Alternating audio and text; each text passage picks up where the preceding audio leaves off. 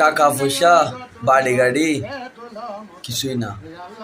জীবনের আসল ফ্ল্যাক্স হচ্ছে আমার বাবা একজন সৎ মানুষ। আজকে বাবা সম্পর্কে কিছু কথা বলবো। আমার বাবা সম্পর্কে কথা বলবো। পৃথিবীর জমিনের মধ্যে প্রত্যেকের বাবা প্রত্যেকের কাছে বট গাছের ছায়া যেমন বট গাছে দেয়, ঠিক বট গাছের ছায়া নেয়ার মতো প্রত্যেকের বাবা প্রত্যেকের কাছে। আমি আমার বাবার কথা বলছি। আপনার বাবা কেমন আপনি কমেন্ট বক্সে বলবেন। আমার বাবা একজন সৎ মানুষ। আমার বাবা একজন প্রাকৃত আশিকের রসুল।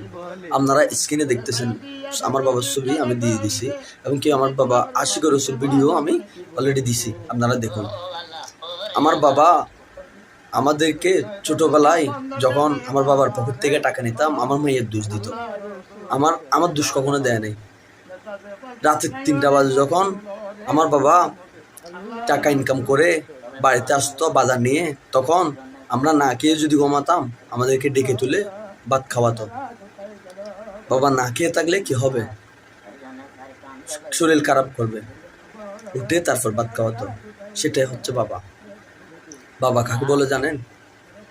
যে বাবা নিজে না খেয়ে বলে না আমার ছেলে খাবে, বাবা খাও, এটাই হচ্ছে বাবা।